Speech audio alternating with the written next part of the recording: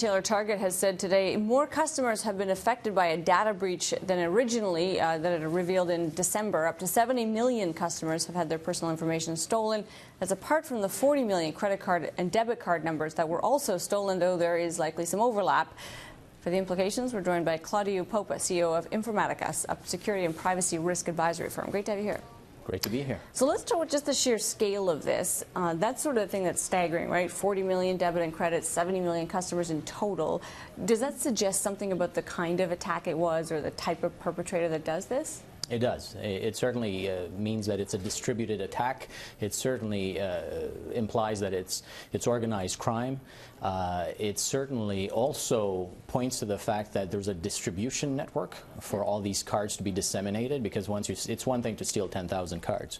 It's quite another to steal millions or tens of millions. And so these things have to be quickly dispersed out there, put out there in the marketplace. And so there's a lot of innovation at work that we've seen.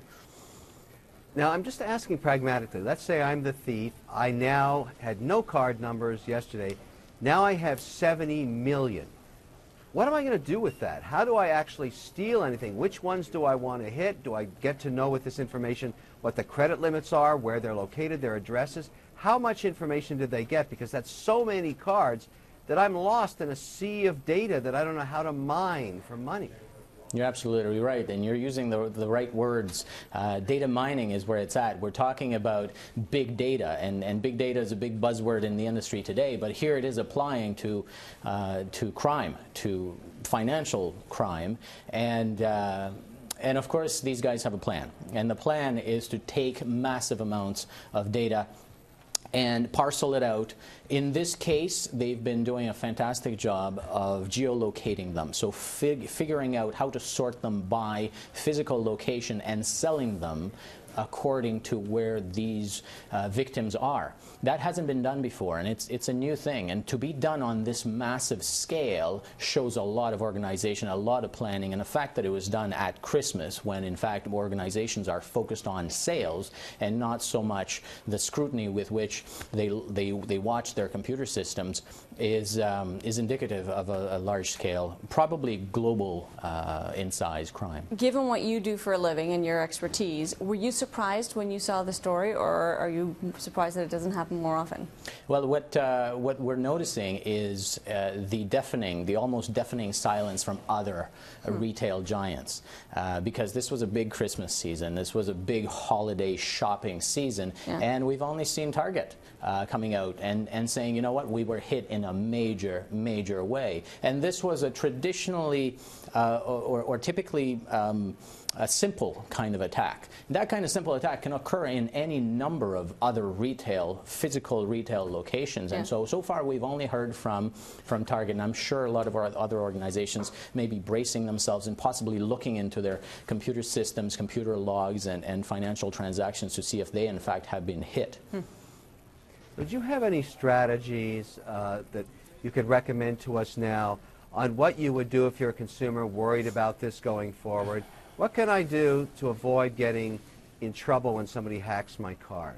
Well, there's a couple of things. One of the obvious solutions is to scrutinize your payment card record.